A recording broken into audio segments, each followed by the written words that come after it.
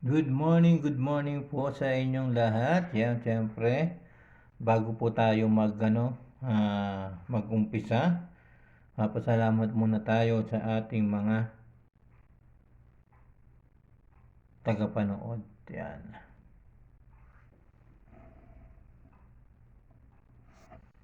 Maraming salamat po sa lahat ng mga sumusuporta sa ating video. Thank you so much po sa inyo lahat. Sa ating 1,214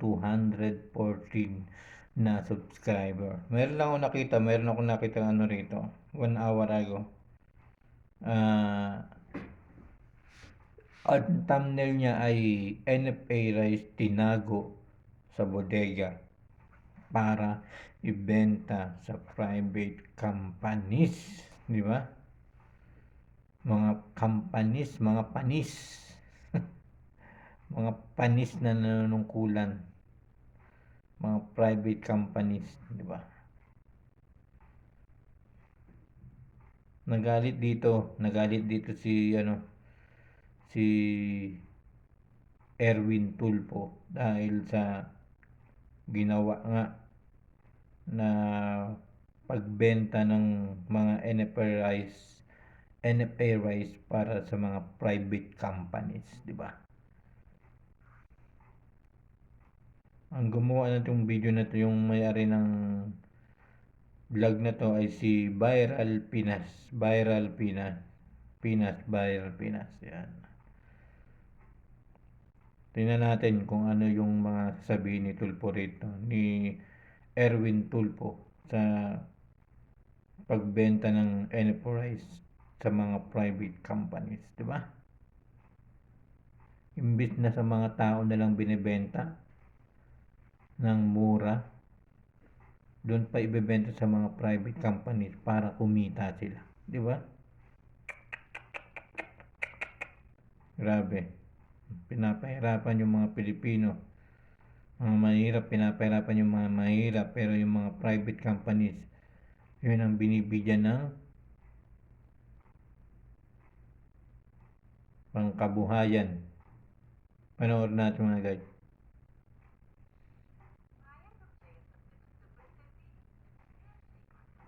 May pamagat siyang Tulfo at Marcoleta kumulo ang dugo sa NFA rice na binenta sa private company. Bigas natin yan. Yan ang pamagat ni Viral Pinas. Pakinggan natin to.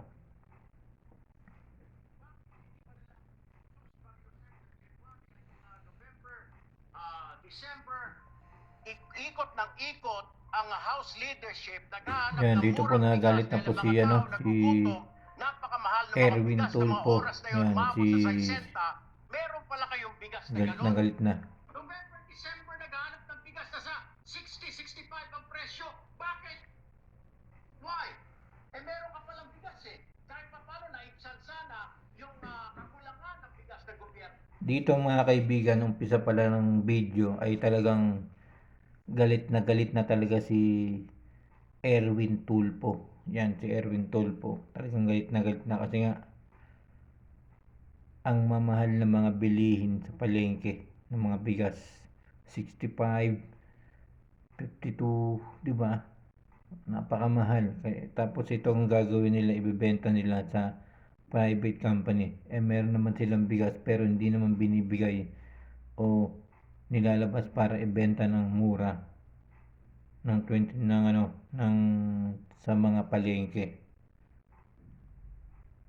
Pero yung NFA rice binenta ng 25 pesos sa mga private company, di ba? Malayo, di ba? Dapat yung binibigay rito, yung bibigyan nilang NFA rice, tapos ibibenta ng 25, ibenta na lang sa tao kasi pag binenta nila sa private companies to, binenta nila sa private company, imbis na mababa ang ibebenta, tataasan nila yan. Gagawin nilang 65, 52, mas mataas pa sa 25. Di ba? Ngayon natin ulit mga guys. Hindi naman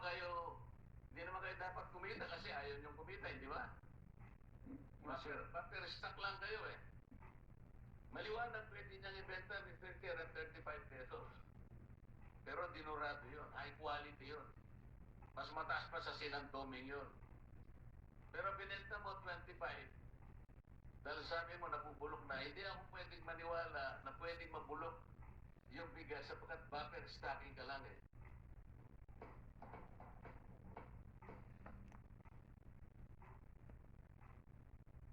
Ayun. Ayun. Di ba? Kaya daw binenta kasi nabubulok na daw. Kaya binenta ng 25 pesos. Mga loko rin to, no? Imbis na sa tao benta, sa private companies ibebenta para tataasan nila yung presyo. So, Pakinggan pa natin ulit. excuse mo, kaya mo ibinenta ng 25 pesos per kilo yung bigas as is where is kasi malapit na mabulok kaya binenta ninyo ng 25 pesos. So that's the excuse that you can give us. Malapit na mabulok. Yes, Your Honor, because O mga malapit na mabulok, sabi ni Bente, no? Pinabubulok kasi. Pinabubulok kasi na matagal eh. binili ninyo ng 25 pesos ang palay, pagkatapos well-milled 25 pa rin, and then sasabihin ninyong subsidy ito, alam mo lang subsidize. Bakit sa private corporation? Bakit hindi sa gobyerno? Bakit hindi mo na lang sus Mario Josep na January ay nung November? Tama, bakit sa gobyerno binenta? Ikot ng ikot ang House leadership naghahanap ng murang bigas dahil ang mga tao nagugutom, napakamahal ng mga bigas na mga oras na yun, umabot sa 60, meron pala kayong bigas na ganon. Why didn't you just sell it? Bakit? Tama yung sinasabi rito ni Terwin Tulfo, mga guys. Di ba? Marami na gutom. Maraming taong naghahanap ng murang bigas. 25 na kilo, 20 kilo. Tapos ganito gagawin nila sa mga tao. Diba? Ano rin pa natin, guys. Hindi ninyo ibinenta na lang, ipinigay, sinabihan ng gobyerno. Gobyerno, meron kaming bigas dito, makakatulong. Why? Why is that? Now you answer me, Mr. Chair. Itong mga lumang bigas na to, kailangan No, Mr. Chair, do not give me an excuse, luma bigas. Di ba luma yun? October, November, Lumang bigas. kaya nagkaroon ng raid ang house sa mga warehouse sa Bulacan. Natatawa lang natatawa lang yung ibang congressman. Para sa mga bodega ng mga malalaking kumpanya nila G4 at kung sino-sino. Lumang bigas. At wala kami makitang NFA dahil nilipat na pala nila yung NFA na napili nila sa mga bagong sako ng bigas. Mr. Chair, why? Answer me. Galit na galit na rito si Erwin Tulfo. Ang bigas na sa 60, 65 ang presyo. Bakit? Why?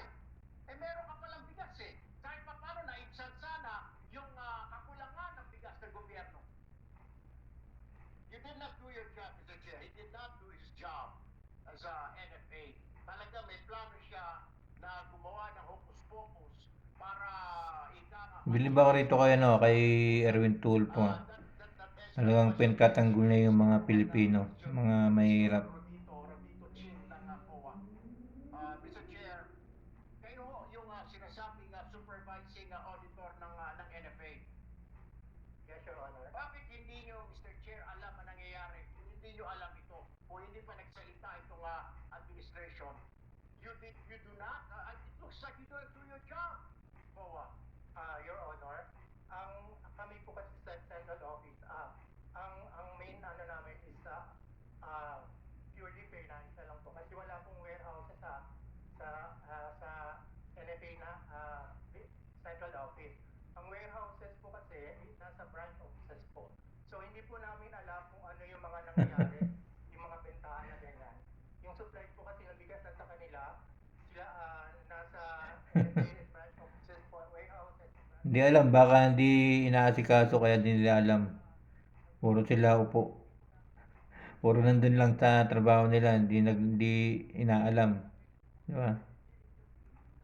Kayo maghanap ng dokumento. Di ba trabaho niyo yan, COA, as a commission and audit, you have to look for anomalies.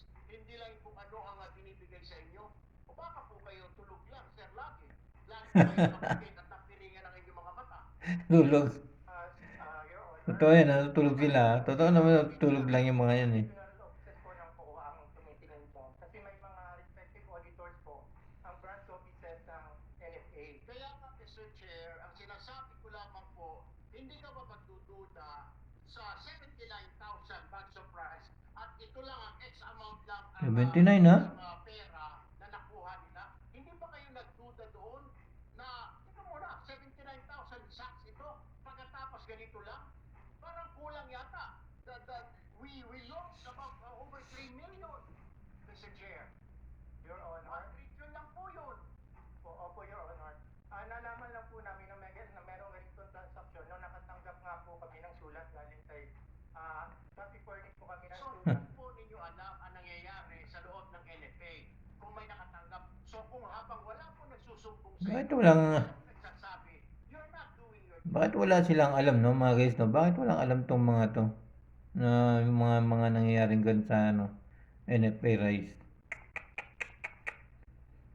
Anong ginagawa nila, no? Katrabaho kaya tong mga to? Sabi nilang walang alam. Wala silang alam sa nangyayari sa NFA Rise. po ako pagtatakipan or ito nga COA natin ay piring ang mata in cahoots with the NFA officials. That's all, Mr. Chair, so that mapagbigyan po ibang mga kasamahan natin dito to ask their questions. Thank you, Mr. Chair. Thank you very much, Congressman Erwin Tulfo. Hindi ko maintindihan ang paliwanag mo, Administrator. Sa haba ng sinabi mo, hindi ko talaga makuha pasensya ka na. No? Dahil ang pinag-uusapan natin, paano mo ba ini-stock para hindi mabulok? Kasi sinasabi mo rito, kaya mo nabenta ng 25 pesos per kilo dahil nabulok eh. Kanino ko ba ini-insinuate sa'yo na paano nyo ini-stock yung 6.9 Paano hindi mabubulok yun eh? Paano hindi mabubulok yan? Tagal-tagal lang di nila nilalabas. Ang pera. Lagi lang sila ng tago ng bigas. Lalo ng mga NFA rate, tago nila. Paano hindi mabubulok yan? Mga loko rin eh, no? Ano pa natin? yung bigas. Hindi ko malaman kung pinag-aaralan niyo talaga kung paano pag-i-stock. Kung ang pangangailangan ay talaga para i-address natin yung nawalan ng pagkain sa panahon ng mga sakuna.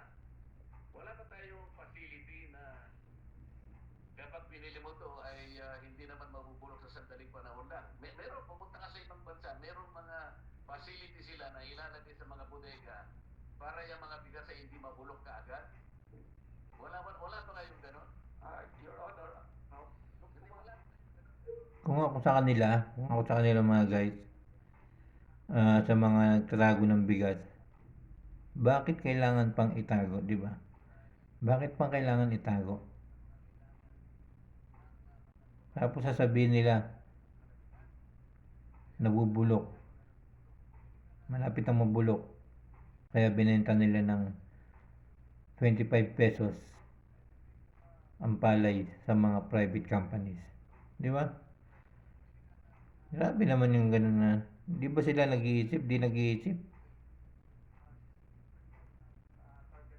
Your Honor. Mali yun. Dapat 65%. Magtanong ka sa ibang mga bansang katulad natin, yung minimum para hindi kayo nalulog is 65% ng rate of recovery.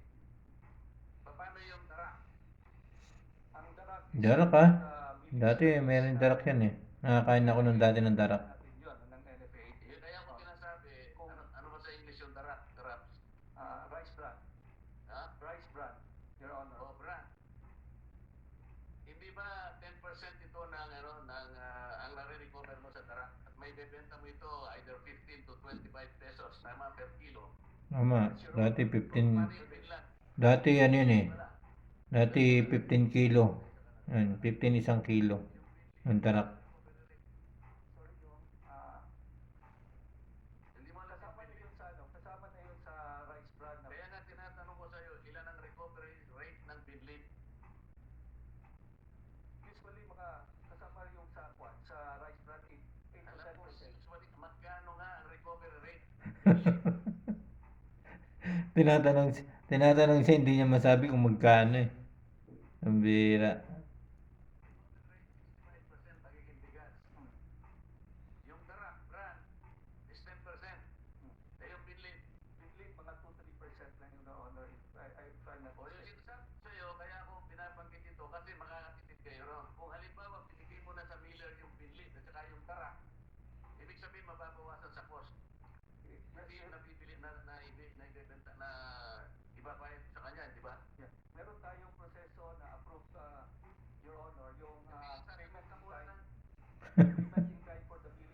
Nakukulitan na rito yung ano.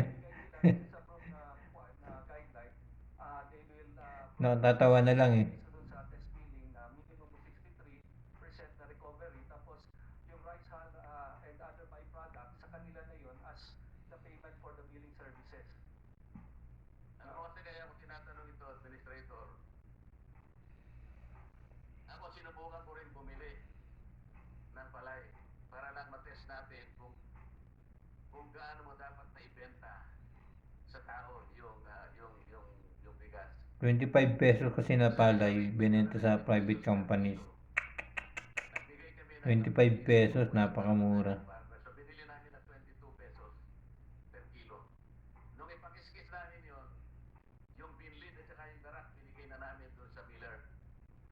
Naibenta namin ng 35 pesos. Wala na kaming kita ron. Dinurado. 35 pesos. Kung pwede pala, kung gano'n ang gagawin ng NFA, hindi naman kayo dapat kumita kasi ayaw niyong kumita, di ba? Bumper stock lang kayo eh. Maliwanag, pwede niyang ibenta, Mr. Chair, at 35 pesos. Pero dinurado yun. High quality yun. Mas mataas pa sa sinantoming yun. Pero binenta mo 25. Dahil sabi mo, nabubulok na. Hindi ako pwedeng maniwala na pwedeng mabulok yung bigas sapagkat buffer stocking ka lang eh. Kasi kung ang mandate po talaga ay mag-warehouse ka ng marami. Let's say, million na metric tons. Maaaring may mabulok talaga yan. Pero buffer stock ka na lang eh. Ito na lang ang mandate mo under the RTL eh. Sa mga tweet, kapag nabulok yung bigas, inefficiency yun para sa... Well, hindi kita inahatulan, pero ito yung magiging conclusion ng committee ito. Buffer stock ka na lang eh. Napakarami pa lang nangangailangan. DSWD, Bucor, kung ano-ano pa. Kung yung 60% ng pangangailangan ay para lang i-address yung mga nasa kuna natin. Tama, di ba? Calamities ang dumarating sa bansa natin. Marami nangangailangan ng bigas. 40% halimbawa, kung binabantayan mo yung aging ng stocks mo, Mr. Chair, hindi ako maniniwalang meron mabubulok dito. Kapag binenta mo 25 pesos per kilo, siguradong lugi ng gobyerno. By rule of thumb, lugi na yung gobyerno. Tama, malugi talaga.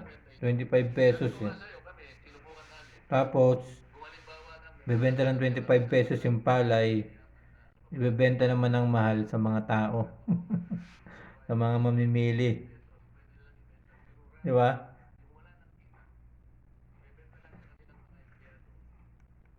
pwede yun eh. NFA should be the one doing that. Kasi kayo ang merong mandate, bibili kayo sa farmers eh. Bibili kayo sa farmers, hindi kayo pwedeng bumili sa iba. Ito na lang ang tungkulin natin. So bakit, Mr. Chair, bakit kinakailangan mabulok? Hindi pwedeng mabulok eh. Buffer stocking ka na lang. At kung ikaw ay nakikipag-coordinate sa pag-asa, alam na alam mo yung dating ng bagyo. 20 typhoons in a day, ay in a year. Ayan mga guys, hanggang dito na lang yung ating yung ating video. Yan, grabe talaga. Grabe yung mga ginawa nila. 'Di ba?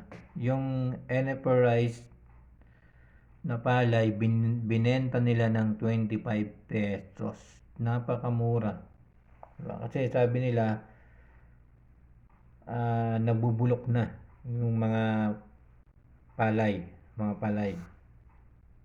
na NFR rice. Kaya nila binenta ng 25 pesos. Tapos, siyempre, yung mga pinagbenta nila sa mga private companies, pagdating sa palengke, siguradong tataas yan. Magbebenta ng mahal yan. Di ba? Kaya dapat yung mga ganong ginagawa nila mga guys, ay dapat ay pinamimigay na lang nila, binibenta nila ng mura sa mga tao, di ba? Sa mga para makatikim naman ng murang bigas yung mga Pilipino. Marami naghihirap, marami nangangailangan ng bigas na mura, di ba? Tapos yun ang gagawin nila. Ibebenta nila yung NFR rice yung palay na NFR rice na 25 pesos. Napakamura. Diba? Napakamura. Pero hindi nila magawang babaan ang presyo ng bigas, di ba? sa mga palengke. Inuuna nila, ibebenta nila yung palay na NF rice na 25 pesos. Grabe mga guys. Kaya nagpapasalamat ako kay Sir Erwin Tulfo kasi naipagtatanggol niya yung mga Pilipino, yung mga mahihirap, yung mga nangangailangan ng bigas na mura. Kaya maraming salamat po yan sa lahat ng mga nasa Kongreso, kay Sir Erwin Tulfo, yan sa pangunguna ni Sir Erwin Tulfo. Maraming salamat po at suportahan niyo po yung nag-upload ng video na to na si Viral Pinas. Yan, maraming salamat po. Meron po siyang 300,000 plus na subscriber. Maraming salamat po. At syempre, at sa mga gusto pong mag-subscribe ng ating YouTube channel, Michael Hausian Vlog. Thank you so much po sa inyo lahat. Maraming salamat po sa inyo lahat. God bless po.